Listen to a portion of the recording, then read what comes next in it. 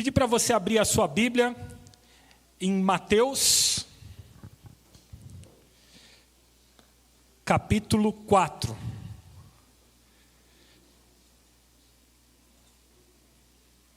Mateus, capítulo 4.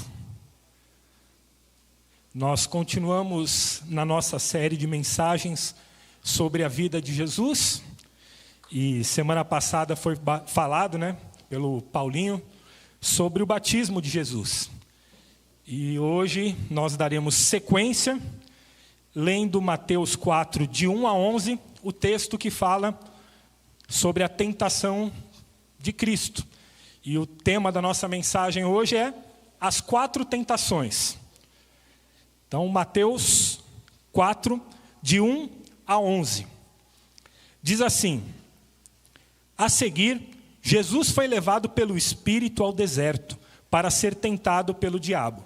E depois de jejuar 40 dias e 40 noites, teve fome. Então o tentador, aproximando-se, disse a Jesus: se você é filho de Deus, mande que essas pedras se transformem em pães. Jesus, porém, respondeu: está escrito, o ser humano não viverá só de pão, mas de toda a palavra que procede da boca de Deus. Então o diabo levou Jesus à cidade santa, colocou-o sobre o pináculo do templo e disse: se você é filho de Deus, joga-se daqui, porque está escrito, aos seus anjos ele dará ordens a seu respeito, e eles o sustentarão nas suas mãos, para que você não tropece em alguma pedra. Jesus respondeu: também está escrito, não põe à prova o Senhor seu Deus. O diabo ainda levou Jesus a um monte muito alto, mostrou-lhe todos os reinos do mundo e a glória deles, e disse: tudo isso lhe darei, se prostrado você me adorar. Então Jesus lhe ordenou: vá embora, Satanás, porque está escrito, adore o Senhor seu Deus e preste culto somente a ele. Com isso, o diabo deixou de Jesus, e eis que vieram anjos e o serviram. Bom, essa é uma história tão relevante que os 3 evangelhos sinóticos fazem questão de citá-la. Marcos faz uma referência bem resumida, só são 2 versículos no evangelho de Marcos que cita a tentação de Cristo.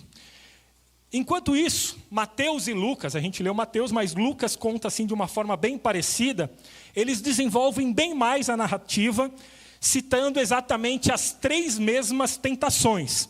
Se você for ler a versão de Lucas, o que você vai perceber é, Lucas inverte a segunda e a terceira tentação. Provavelmente por uma questão pedagógica, dentro daquela linha editorial que ele estava fazendo. Mas são as 3 mesmas tentações, Lucas inverte a segunda e a terceira. E essas versões de Lucas e Mateus, e até de certa forma Marcos, têm várias semelhanças. As 3 passagens têm muitas semelhanças. Todas elas, por exemplo, destacam que a experiência ocorreu no deserto. Todas elas citam que o autor das tentações foi o diabo. Às vezes usa o nome Satanás, às vezes o diabo, mas que foi o inimigo das nossas almas, o autor das tentações. Uma curiosidade, nenhuma das 3 cita a palavra oração. Ela fala que Jesus estava jejuando 40 dias e 40 noites. E elas enfatizam 40 noites porque havia um costume naquela região, não só dentro do judaísmo, mas inclusive em religiões, em povos de origem árabe, de fazer o jejum durante o dia e à noite poder se alimentar. E os 3 textos fazem questão de enaltecer que Jesus permaneceu ali em jejum 40 dias e 40 noites. E apesar de não citar a palavra oração, está implícito, na verdade eu acho que quase explícito, que Jesus estava orando, se consagrando nesse período. E outra coisa interessante que chama muita atenção, todas as 3 passagens destacam que quem conduziu Jesus ao deserto para ser tentado foi o Espírito Santo. O Espírito Santo não tentou Jesus, mas ele levou para lá e deixou naquela situação de tentação. Os 3 evangelhos também são unânimes em posicionar essa passagem ocorrendo imediatamente após o batismo de Jesus. E isso eu acho muito interessante, porque mostra que Cristo viveu as montanhas russas da vida que a gente vive. Quem já foi, por exemplo, num culto muito abençoado, sai daquele culto pulando, com o coração inflamado e fala assim, essa semana vai ser muito forte, muito boa. E aí chega na segunda-feira, já vem aquela tentação. Ou quem já participou do encontro com Deus, que fala assim, eu não quero nem ir embora, porque aqui eu estou vendo a glória do Senhor e tal.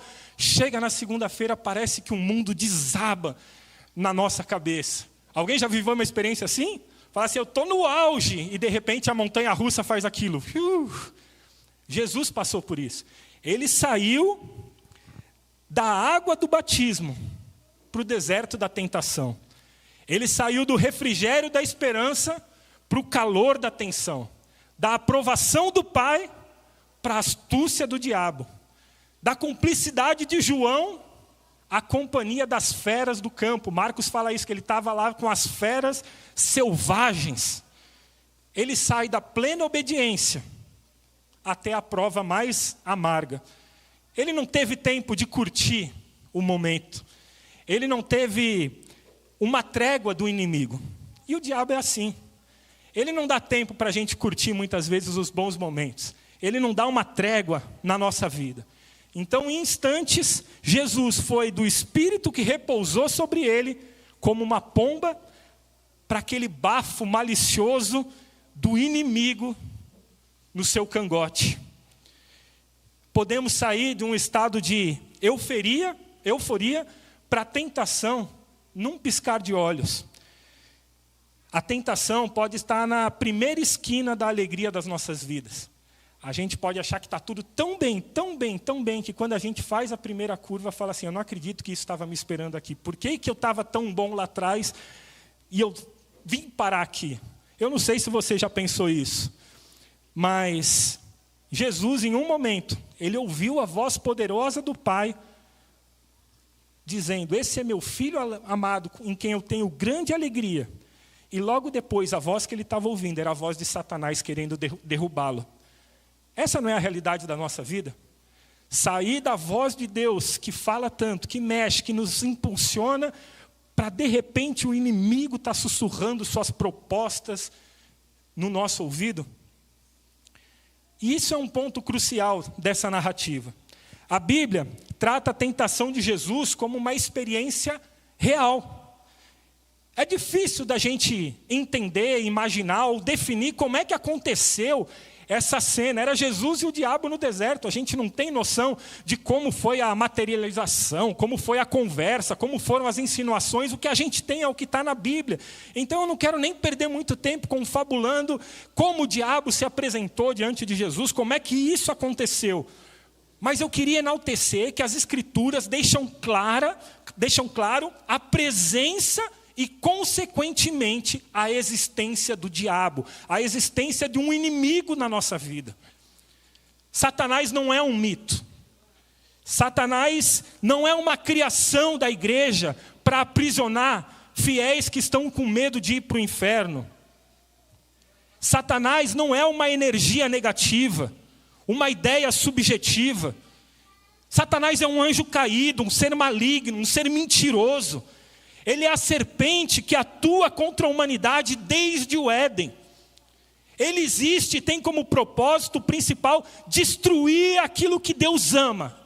E o que Deus ama é a minha e a sua vida. Inclusive, se nós observarmos atentamente as versões da tentação de Marcos e Lucas, nós vamos perceber que os evangelistas falam que Jesus foi tentado nos 40 dias. Não foram 40 dias jejuando e de repente o diabo apareceu. Marcos e Lucas vão falar que durante 40 dias Jesus foi tentado. Olha que coisa louca. A gente pode estar buscando a presença de Deus e o inimigo nos tentando. A gente pode estar aqui E você pode estar sendo tentado a olhar para a vida de alguém e falar assim, como é que esse cara está aqui? Não é um tipo de tentação que pode vir na nossa mente? Nosso adversário não tem uma ética de conduta. Ele não está preocupado com o tipo de momento que você está vivendo. Ele não está preocupado se é a hora apropriada ou inapropriada de te tentar. Ele não vai respeitar o seu momento bom. Cristina, Netinho, ele não vai respeitar o momento de alegria de vocês. A tentação vem. Celebre, se alegre, mas o que a Bíblia fala em Mateus 26, 41. Vigiem e orem, para que não caiam em tentação. O espírito, na verdade, está pronto, mas a carne é fraca. A orientação da palavra de Deus é vigiem e orem. Isso vale para todo o tempo. Aquele que está de pé, cuide para que não caia. Nos nossos momentos bons, nossos momentos de euforia, nós julgamos estar de pé. Cuide para não cair. O inimigo, nosso adversário, está ao nosso derredor, buscando aqueles a quem ele pode tragar. E a primeira lição que eu queria deixar para você nessa noite é: a tentação é inevitável na vida do cristão. A tentação é inevitável na vida do cristão. Uma vez que nós temos a certeza de que o inimigo é real e que ele é atuante, precisamos ter em mente que a tentação é inevitável. E o texto está mostrando que até o próprio Jesus passou por tentações. O que a gente precisa saber é: a tentação é inevitável, mas escapar das quedas é possível. Das tentações, às vezes, a gente não consegue fugir.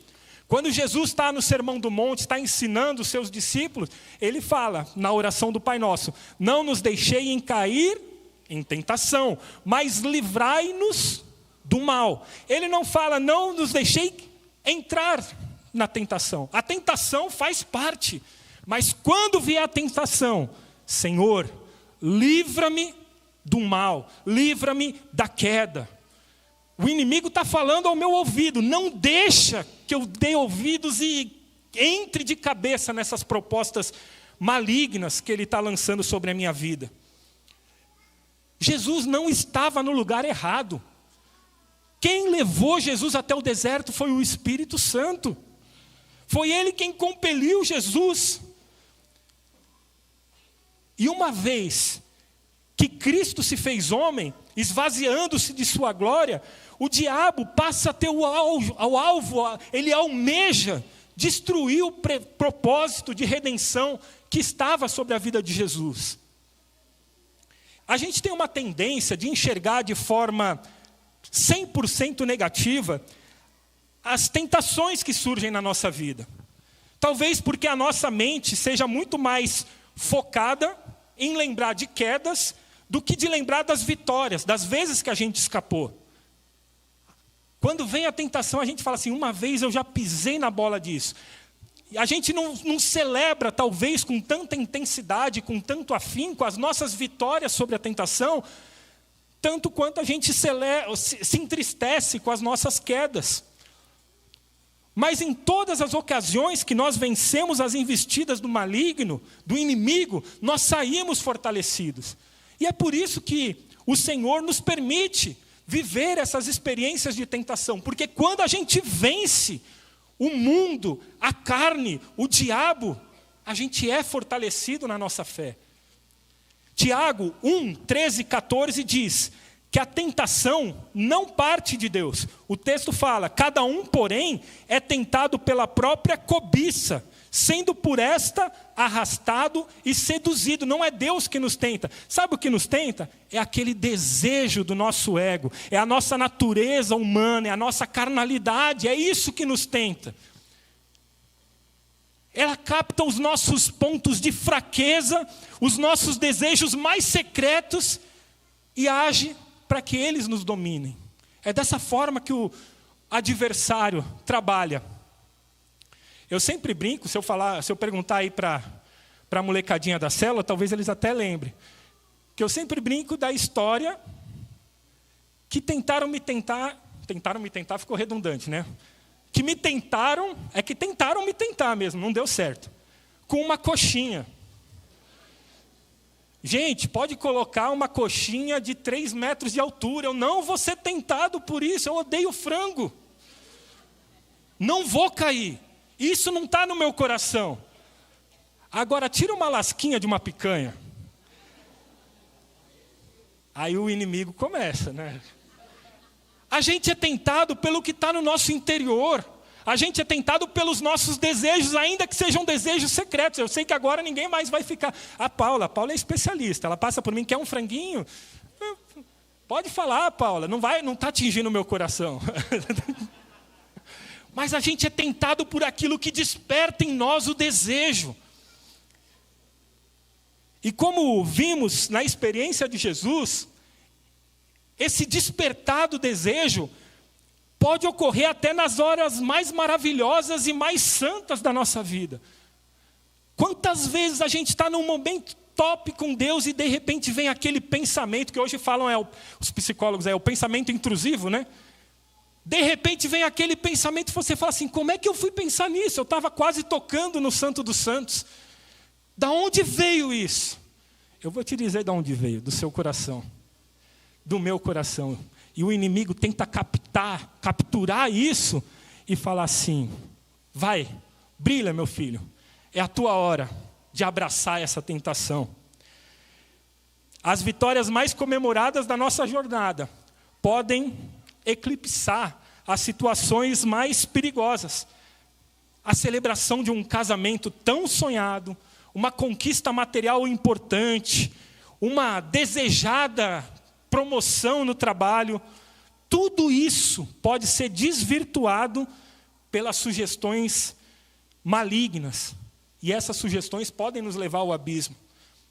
O político irlandês John Philip Curran disse certa vez, o preço da liberdade é a constante vigilância. Quer andar livre? Vigie. Porque quando a gente perde a vigilância, a gente cai, a gente se torna escravo do pecado. A gente volta de onde Cristo nos libertou. Por isso, aquele que está de pé, cuide para que não caia. A boa notícia é que o Espírito Santo não nos larga sozinhos no deserto. Nós podemos até ser conduzidos por Ele para situações adversas da nossa jornada. Mas Ele não nos deixa lá. Ele não fica distante, torcendo para que... Paulo, vença o inimigo. Não é assim que ele age. Ele intercede por nós. Ele nos fortalece. Ele nos orienta. Ele nos ilumina. Clareia o nosso caminho para que tenhamos vitória, para que possamos vencer as tentações. Segunda lição que eu quero deixar para você nessa noite é: o diabo é estratégico em sua atuação. Você pode ser péssimo de jogar o war, de ter estratégias e tal, mas o diabo, ele é astuto, ele é estratégico quando age. Se nós não temos dúvida de que é inevitável passarmos por situações de tentação na vida, é fundamental que a gente saiba como identificar as tentações. Com certeza você já ouviu frases do tipo, o inimigo é perverso, o diabo é sujo, ou até Satanás quer te destruir. E tudo isso é verdade. Mas essas são as nossas falas conscientes, vendo a situação de fora de um ambiente de tentação. Porque quando a tentação se apresenta na nossa vida, a atuação do inimigo é astuta, é sorrateira, ele joga baixo. Ele é estratégico em suas ações. Ele aproveita de circunstâncias e situações mínimas para tentar nos derrubar. No caso de Jesus, por exemplo, ele não começa com uma acusação. Ele não começa com uma palavra forte. Ele começa com uma dúvida. O inimigo não é aquele ser mítico que muitas vezes a gente visualiza. Quando fala do diabo, eu sei lá que imagem vem na sua mente. Mas normalmente a gente pensa naquela coisa meio mítica. O diabo com a sua carranca, de preto e vermelho. Ih, gente, Deus. Eu falando que não tem nada a ver. Não tem nada a ver. Maurício, nada a ver, viu? Fica com o Flamengo aí também. Mas ele não se apresenta com a carranca de preto e vermelho, cheirando a enxofre. Pelo contrário, Omarada, às vezes ele se apresenta como aquela mulher cheirosa e sedutora. Ele vai se apresentando de uma forma que quando a gente menos espera, está cercado por seus tentáculos. Ele é a dúvida plantada na mente. Será que a Bíblia está certa? Será que eu sou mesmo aquilo que Deus diz que eu sou? Isso é tentação do inimigo. Isso é estratégia dele para nos derrubar. E muitas vezes isso pode ter um impacto muito mais destruidor do que chegar com uma maleta cheia de dólares e falar assim, pega esse dinheiro ilegal. A dúvida na nossa mente, essas estratégias sorrateiras do inimigo, muitas vezes são mais eficientes do que coisas gigantescas. A gente fala muito no livro O Homem ao Máximo que é mais fácil, não, é o de finanças que a gente fala isso, que é muito mais fácil você tropeçar em pedras pequenas do que em grandes rochas. A pedra pequena é aquela que a gente está distraído e cai. As grandes rochas, muitas vezes, são aquela que de longe você observou e desviou o seu caminho. A gente vai detalhar daqui a pouco as tentações de Jesus, mas desde já é fundamental que a gente compreenda que a tentação surge em momentos e formas variadas e que ela ganha corpo à medida que encontra morada em nossos desejos pessoais. Cristo não foi poupado das tentações, mesmo jejuando e orando. Caminhar com Deus não significa que você colocou um spray repelente de diabo e ele não vai aparecer na sua caminhada. Pelo contrário, quanto mais perto de Cristo você caminha, mais ele vai querer destruir a sua vida. Para que ele vai se preocupar com você se você já está jogando no time dele? Ele vai se preocupar com quem está causando o alvoroço no inferno. Dentro das suas estratégias astutas e perversas, o inimigo nos testa em coisas pertinentes, coisas que fazem sentido para a gente. A tentação do outro não necessariamente é a minha. Para pessoas mais introspectivas e tímidas, talvez ele foque em questões como a autoestima. Você não serve para nada, você não vai conseguir. São pessoas que têm uma tendência maior a ouvir esse tipo de insinuação do inimigo. Para líderes natos, a tentação pode vir de poder, vaidade, soberba. São armadilhas que o inimigo lança. Certa vez um pastor disse o seguinte, que ele pregou um belo de um sermão na igreja. E que quando ele desceu, veio uma pessoa e falou assim, pastor, hoje o teu sermão foi sensacional.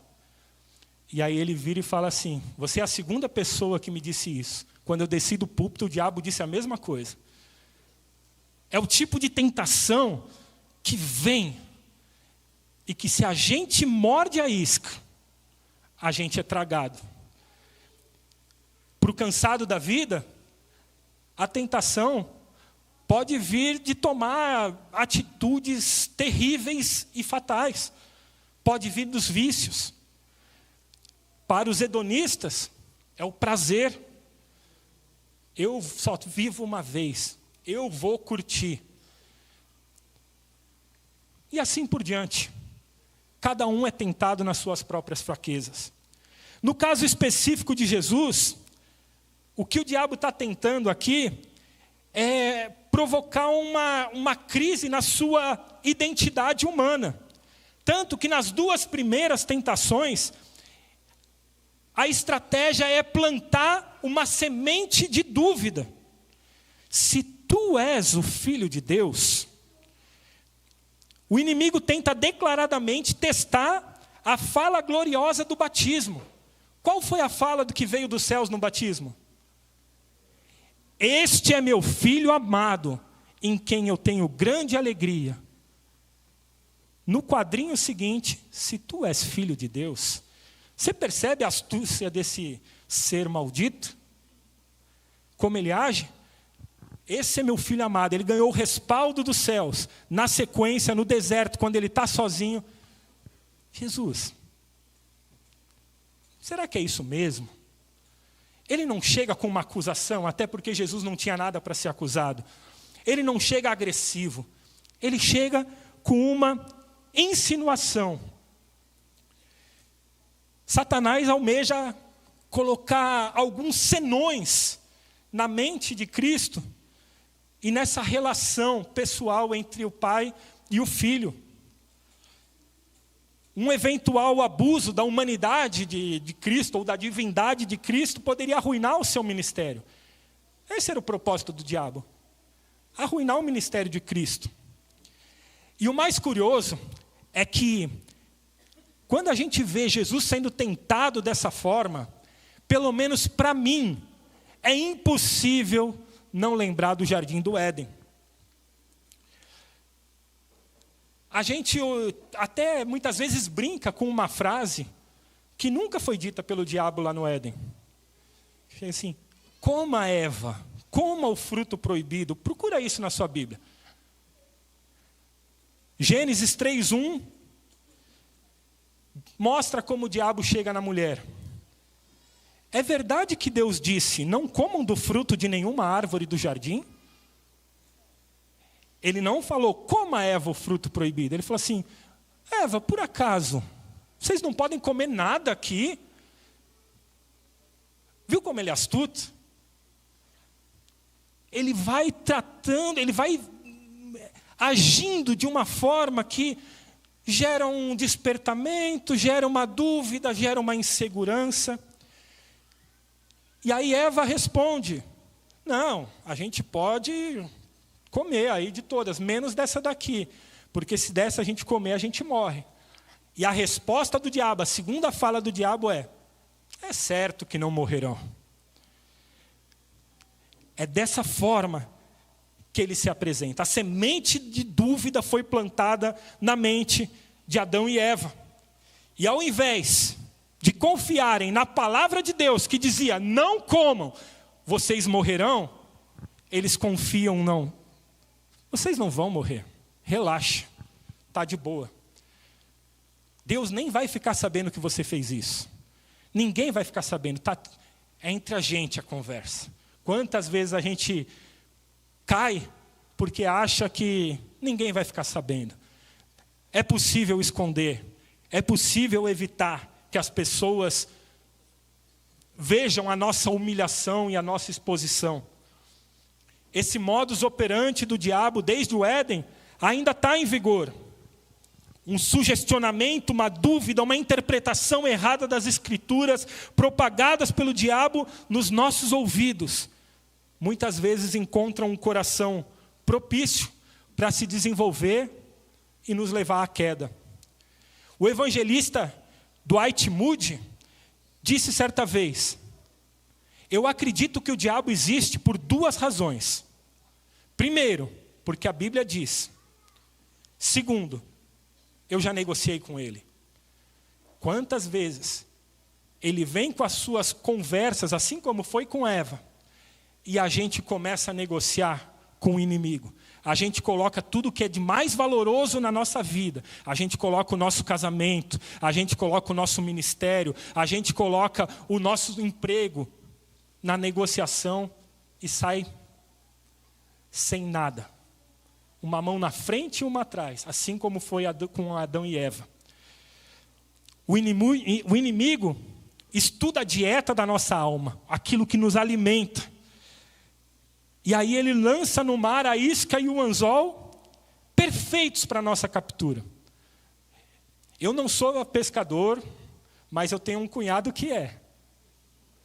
Normalmente a pescaria dele termina com ele indo na peixaria levar um peixe para casa, porque ele ainda não acertou a isca e o anzol. Mas diferente do meu cunhado oriental, que eu não vou citar o nome, o diabo joga com a isca perfeita. Ele joga com o anzol perfeito. Determinados tipos de peixe só são fisgados se for com a isca e com o anzol perfeitos. E é assim que ele age. Ele quer saber o que alimenta a nossa alma, o que desperta o desejo, o que vai nos fisgar de fato. E o propósito do diabo não é fisgar as pessoas para devorá-las, porque ele ama as pessoas. Ele quer fisgar porque ele quer devorá-las.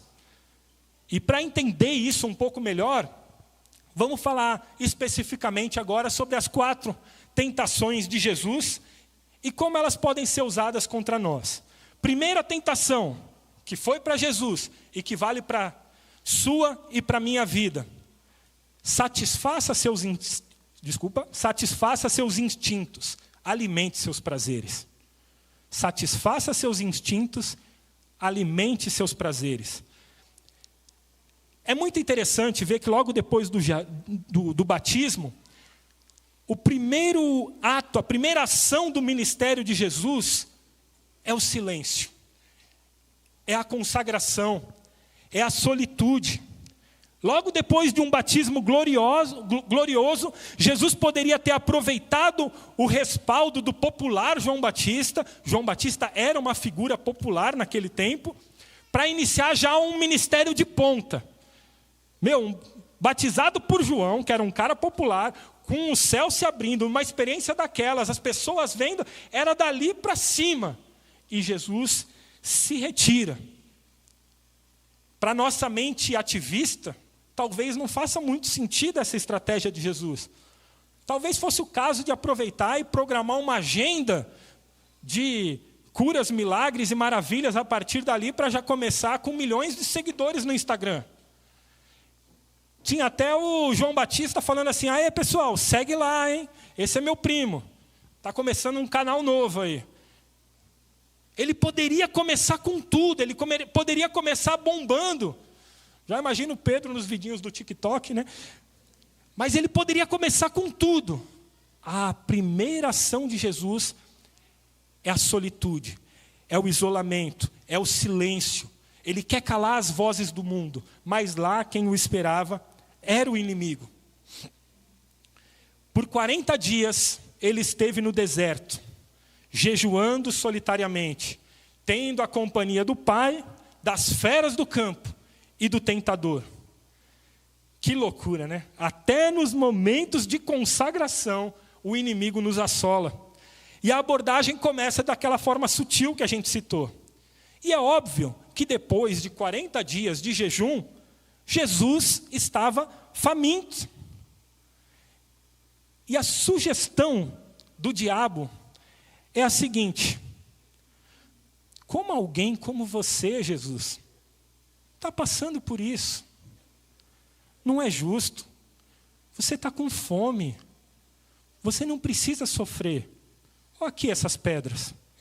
Tu é filho de Deus, não é? Se tu é filho de Deus, transforma isso aqui em pão e se alimenta. Estou preocupado contigo. Ah, como essa voz ecoa de forma tão parecida nos nossos ouvidos nos dias de hoje. Se você é filho de Deus, por que seu casamento está assim? Se você é filha de Deus, por que essa enfermidade? Por que esse luto? Por que você está sofrendo desse jeito? Não, você é filho de Deus, você merece mais do que isso. Você não vai ficar passando por isso. Pega aqui um atalho. Faz alguma coisa para melhorar a sua vida, porque você é filho de Deus. Se você é, não é justo você passar por isso.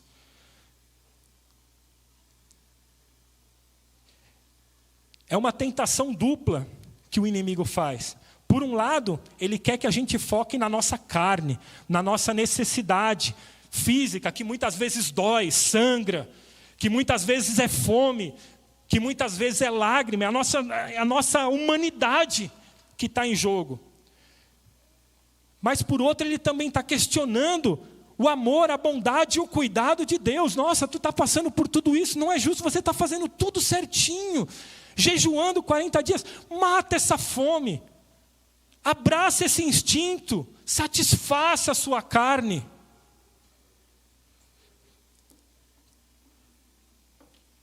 Talvez o tom adotado pelo diabo não seja nem bem uma dúvida.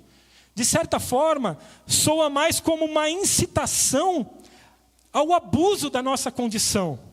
Essa tentação do diabo é bastante traduzido por frases como: você também é filho de Deus. Não, vamos lá, você é filho de Deus, você merece isso. Já ouviu coisas assim? Não é de todo errado se você fizer isso. Jesus, são pedras, tu é milagroso, transforma aí. Só estamos nós dois aqui. Não é de todo errado, tu está com fome, tu só vai se alimentar. Não é tão errado se você cair nisso. Se te faz feliz, não é errado, está certo. Quantas vezes a gente ouve até crentes, até pastores, até famosos, falando coisas assim. E se a gente está falando de crentes, de famosos, de canais de redes sociais que propagam isso, esse pessoal está fazendo um belo serviço para ajudar o diabo a espalhar a sua estratégia. Eu lembrei, quando estava estudando esse texto, de Esaú, que para satisfazer o seu apetite, entregou a sua herança. Trocou todas as bênçãos por um prato de lentilha. Nem foi a picanha. Por um prato de lentilha, Esaú, guiado pelo seu instinto da fome, cedeu. Muitos cristãos têm cedido às tentações e trocado seus casamentos. O apetite carnal do sexo fora dos padrões bíblicos é mais forte para muitos jovens. A fome por prazeres, por instintos, tem levado muita gente a vícios, a ruína, a queda. Será que Deus não estava cuidando de Jesus? Será que Ele deixaria um filho seu sofrendo por estar sendo privado dos instintos e deleites da natureza humana? Jesus estava fazendo tudo certo, por que passar por isso? É natural que muitas vezes a gente tenha esse tipo de questionamento. Espiritualmente, Jesus estava muito bem, mas mentalmente e fisicamente estava desgastado. Ele estava com fome, debilitado, com o estômago vazio. O Juarez que falou assim, com o estômago vazio a gente fica mais irritado, né? Ele estava com o estômago vazio e com a mente agoniada. Foram 40 dias de jejum. O seu corpo clamava por pão. Quem está com fome quer comer. Não faltavam pedras ao redor de Jesus lá no deserto. Ou seja, dentro da perspectiva que lhe foi apresentada, não faltavam pães. Ele poderia escolher aquela mais rechonchudinha para fazer um pão bem gostoso. Por que não? As tentações estão sempre a um desejo de distância. Eva estava perto da árvore quando foi tentada. Sansão estava no colo de Dalila. Davi estava passeando pelo palácio quando viu Betseba tomando banho. Pedro estava acompanhando Jesus de longe quando foi confrontado a reafirmar sua fé. As pedras estavam ao alcance de Jesus. A queda estava fisicamente próxima. Mas a resposta de Jesus, usando as Escrituras, usando Deuteronômio 6, é: eu estou com fome, mas eu satisfaço muito mais o meu prazer cumprindo a vontade do Pai. Essa é a nossa resposta diante do nosso instinto carnal, dos nossos prazeres, das propostas de usufruir dos prazeres desse mundo. Eu posso estar desejoso disso, mas eu tenho muito mais prazer em me alimentar daquilo que vem da parte do Pai. Já pensou se a gente tiver essa firmeza, essa convicção, quando as insinuações do diabo vierem na nossa vida? Eu não darei vazão às minhas vontades, porque para mim é mais importante obedecer o meu Senhor. A primeira tentação instigava Jesus a usar a sua recém-confirmada posição para realizar um milagre, a fim de matar a sua fome.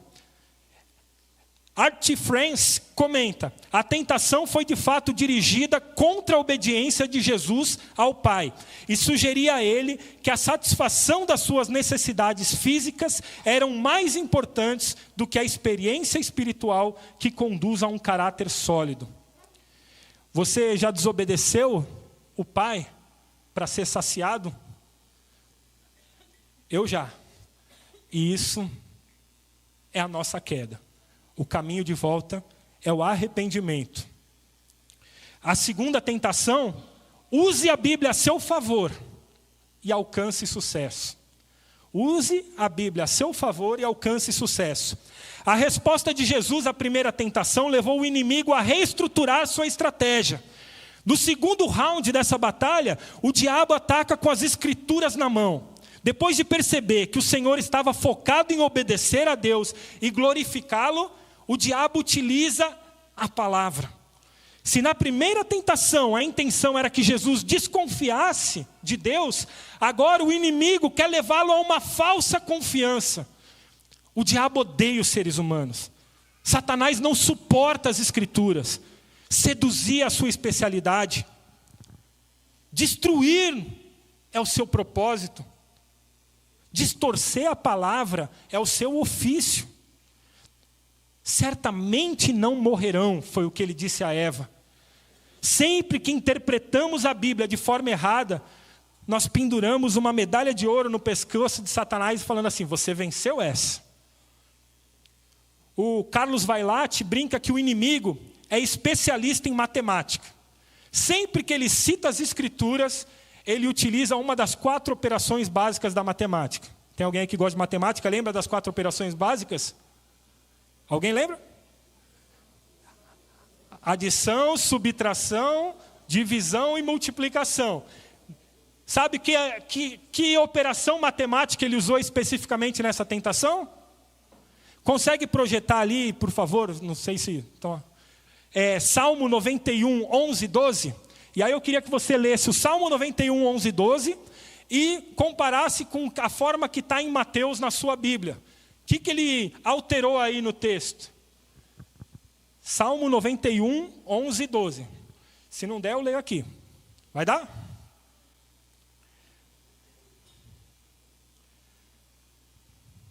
Foi? Não, ainda não. Agora foi. Olha lá o que está em Salmos 91, 11. Porque ele dará ordem aos anjos a seu respeito, para que protejam você em todos os seus caminhos. Pode passar? Com as mãos eles o segurarão, para que você não tropece em alguma pedra. Qual foi a operação que o diabo usou aí? Perceberam alguma coisa de diferente entre o que está nos Salmos e o que está em Mateus? Volta lá para o 11.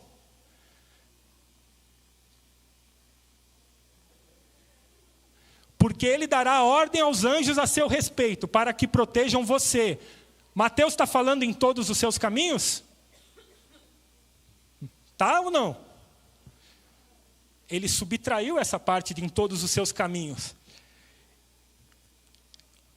Hernandes Dias Lopes diz que a palavra de Deus na boca do diabo não é palavra de Deus, mas é palavra do diabo, pois ele a torce e usa para tentar-nos. Ele simplesmente extraiu em todos os seus caminhos. O diabo assina as maiores heresias da história. Ele é o pai da mentira. Meias verdades são mentiras completas.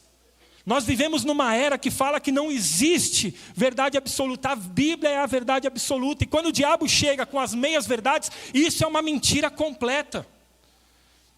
Ele propõe a Jesus o caminho da presunção, da fama, do sucesso. Perante todos, ele quer ver o Jesus espetacular, pulando do pináculo e sendo salvo por anjos celestiais. É um filme da Marvel que ele está propondo. É uma cena de sucesso para o ministério de Jesus. E ainda hoje ele quer nos levar a pecar confiando na graça de Deus. Vá em frente, Deus não vai te deixar cair, sendo que você está caminhando para o abismo. Para os namorados ele fala assim: bora lá, o Senhor vai mandar um escape para vocês. Para os empresários ele fala assim: aceita esse negócio, depois você vai dar um dízimo e esse negócio ilegal vai ser abençoado, Deus te perdoa. Quantas vezes ele nos tenta, fazendo com que a gente ponha Deus à prova. Deus não está nesse negócio, Ele não vai embarcar nas nossas loucuras. É em todos os seus caminhos, não é naquilo que eu quero fazer. Quantos pais gritam para os seus filhos assim: não caminha para esse relacionamento que o fracasso está esperando. E a gente fala assim: mas ele vai mudar. E não é que eu não creia que a pessoa possa mudar e possa ser transformada, mas isso é colocar Deus à prova. Se Deus não está nisso, não embarca. Por isso Jesus rebate o diabo com uma importante lição. Ele diz: não tentarás o Senhor teu Deus. Tentar a Deus é torcer a Bíblia para ela caber na nossa desobediência. É colocar Deus contra a parede. É ir além do que Ele mandou, confiando que Ele vai nos abençoar simplesmente porque Ele é amor. Em 1 Coríntios 10, Paulo está citando 5 pecados que fizeram o povo de Israel passar 40 anos no deserto. Primeiro pecado é a cobiça. Segundo pecado é a idolatria. Terceiro pecado, imoralidade. Quinto pecado, a murmuração. Qual é o quarto pecado citado por Paulo? Colocar Deus à prova. Foi por isso que o povo não saiu do lugar. E é por isso que muitas vezes a gente não sai do lugar. Porque a gente está tentando. A gente está indo em frente quando Deus fala assim: eu não estou nisso. E a gente vai e fala assim: Deus me abençoa. Ele não vai abençoar porque não é o seu caminho. O diabo extraiu isso da tentação.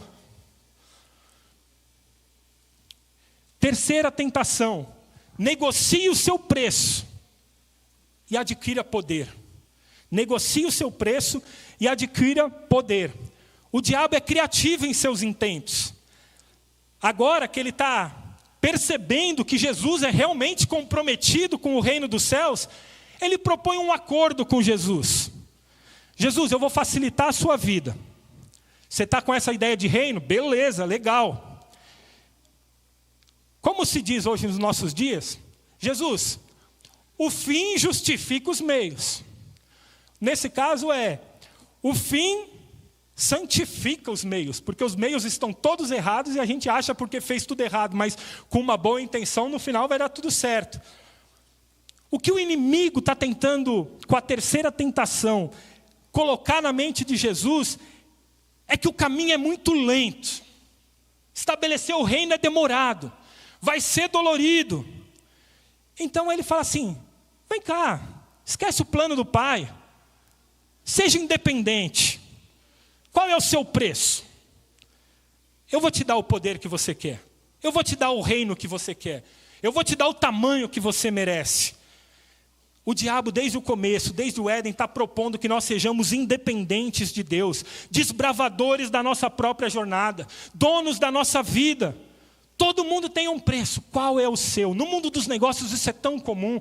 E o diabo vem com essa proposta meio de mercado mesmo. E aí, Jesus, é só ajoelhar aqui e me adorar rapidinho, que é tudo teu. Leva a promoção hoje. O reino todo por uma ajoelhada. O que para uns pode parecer uma simples negociação em prol de um bem maior, é abominação para Deus. Cristãos foram plantados no caminho da verdade, não podem fazer concessões para o inimigo. Negociar com o diabo é distanciar-se de Deus, é ser independente do Senhor, é confiar nas palavras do pai da mentira. Vejam bem, o diabo está prometendo que vai dar o que ele não tem. Tudo vai ser teu, mas tudo já é do Senhor. Ele está prometendo coisas que Ele não vai cumprir. Assim é na nossa vida. Ele nos oferece tantas coisas que não vão se cumprir. Como acreditar no pai da mentira?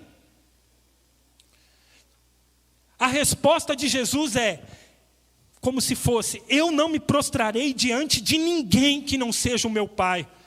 Eu não vou cortar o caminho. Eu não vou atender essa sua proposta, eu não vou negociar contigo, sai daqui, Satanás. Como diriam os adolescentes hoje, eu não vou ser o protagonista da minha história.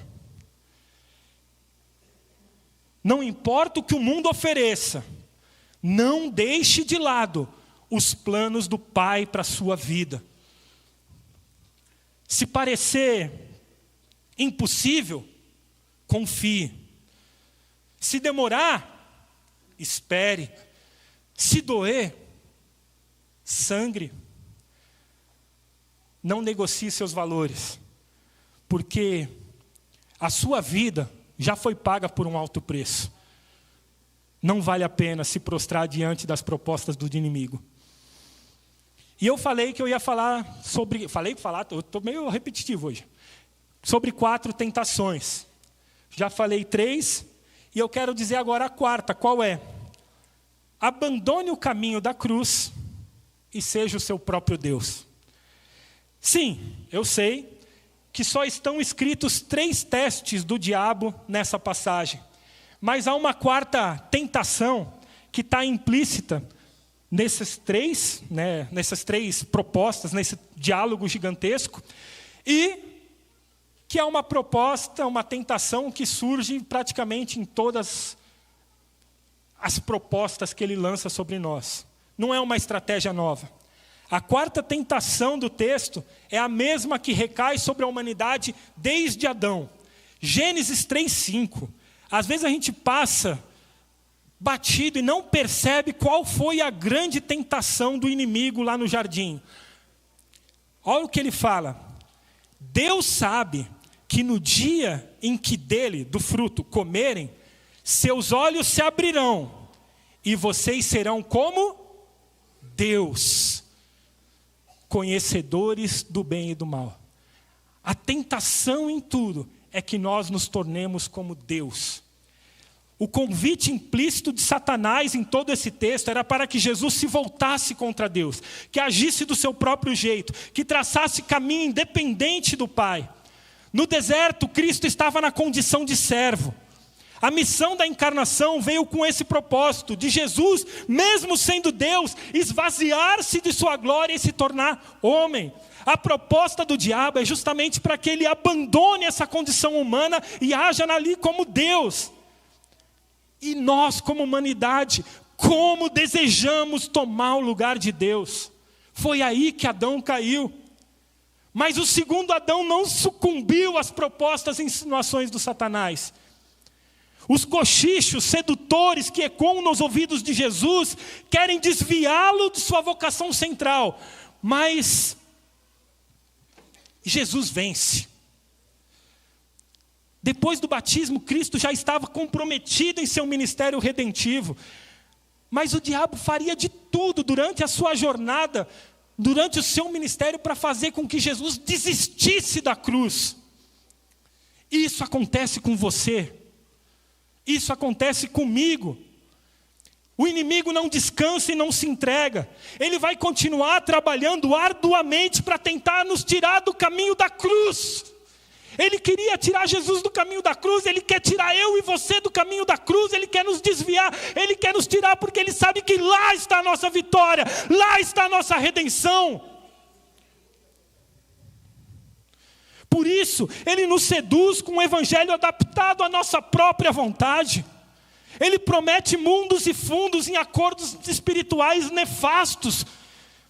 Ele não se conforma em nos ver servindo a Deus, em comunhão com o Pai, imbuídos numa missão evangelística nesse mundo. Ele quer nos desviar da cruz. Por isso ele continua nos propondo, dia após dia, seja como seu próprio Deus. Assuma o controle de tudo. Faça do seu jeito. As tentações que nós enfrentamos diariamente podem ser até muito diferentes das que Jesus enfrentou. Mas a finalidade, em geral, é essa. É nos tirar do caminho da cruz. Elas não tentam apenas nos induzir. O Senhor nos chamou. Para concluir, N.T. Wright ressalta que as tentações são inevitáveis na jornada cristã e diz: se ouvimos a voz de Deus nos acolhendo como seus filhos, certamente também ouvimos o inimigo sussurrando suas sugestões em nossos ouvidos. A gente ama dizer, filho amado em quem eu tenho alegria. Mas se você ouve isso, você também vai ouvir a voz de Satanás tentando te tirar do caminho. O que fazer então? Usemos as mesmas armas e respostas de Jesus. E é curioso observar essas 3 tentações descritas em Mateus e Lucas, porque a gente vê que a tentação está no deserto, a tentação está no monte, a tentação está no templo. Cada tentação num lugar diferente. Isso significa que onde você estiver, enquanto você estiver nesse mundo caído, o inimigo vai estar sussurrando no seu ouvido. Mas essa não é uma palavra de medo, é uma palavra de vitória e de esperança. Porque o nosso Jesus, o nosso Senhor, nos ensina como vencer as investidas e ataques do inimigo. O problema é que muitas vezes, em vez de respondermos, está escrito, preferimos dizer, mas eu estava faminto, eu estava cansado, eu estava no deserto, ia demorar muito, ia doer muito. Jesus poderia ter dado essas desculpas, mas a vida cristã não é feita de desculpas. Para o diabo sair vitorioso, você não precisa aceitar o diabo no seu coração. Você não precisa seguir o diabo. Para o diabo sair vitorioso, é só você deixar que a sua vontade seja feita, em vez da vontade de Deus. E é curioso que no final do texto de Mateus ele fala que os anjos vieram e serviram a Jesus. Os anjos não poderiam ter vindo antes, não poderiam ter socorrido lá na primeira tentação, mas eles vêm depois. Da mesma forma, o Senhor não vai nos poupar de todas as adversidades. É difícil entender que Jesus, como Filho de Deus, possa ter sido tentado, mas é igualmente complexo ver que ele, como ser humano, escapou das artimanhas malignas. Hebreus 4,15 cita que ele se compadece das nossas fraquezas, porque é nossa semelhança. Foi tentado em todas as coisas, mas não pecou. Nossa esperança está no fato de que essa não foi apenas uma vitória pessoal de Jesus sobre o inimigo. Essa vitória é nossa também. A versão de Lucas da tentação conclui com o seguinte versículo: tendo concluído todas as tentações, o diabo afastou-se de Jesus até momento oportuno. Por ora, Cristo estava vencedor, mas o inimigo ainda tinha uma estratégia. Ele falou assim, eu não vou parar. E a gente vê durante o ministério de Jesus que as investidas do inimigo continuam. O diabo aparece tentando Jesus com os populares que querem proclamá-lo rei. Ele aparece com Pedro a ponto de Jesus virar para Pedro e falar assim, cala a boca, Satanás. Tu está sendo usado pelo inimigo aqui. Eu gosto daquela cena do filme Paixão de Cristo, em que Jesus está no Getsêmani e a figura do inimigo está lá de fundo sussurrando coisas. Porque Jesus continuou enfrentando. O texto de Lucas fala, até o momento oportuno. O diabo voltou para tentar outras vezes. Mas na cruz do Calvário, Cristo consumou sua vitória. Ele não apenas venceu a tentação, ele venceu o mundo, ele venceu o diabo, ele venceu a morte, ressuscitou e vivo está. Ele nos redimiu, nos deu uma nova vida, nos deu algo para nos apegarmos nos momentos de fraqueza, nos momentos de tentação. Ele nos deu as estratégias de escape. E ele vivo está, e um dia voltará para nos levar. E lá sim, vai ser o lugar onde a voz do inimigo não vai mais ser ouvida. Vai ser um lugar sem dor, sem choro, sem lágrimas. Há uma eternidade esperando por nós. No deserto da tentação, você não está só. O Cristo vencedor luta por mim, luta por você. Para terminar, Hebreus 2,18 diz, pois naquilo que ele mesmo sofreu quando foi tentado, é poderoso para socorrer os que são tentados. Ele nos socorre das nossas tentações. Ele está conosco. Ele não te largou sozinho nesse mundo. Ele está contigo todos os dias por meio do seu Espírito Santo. Se Deus é por nós, quem será contra nós?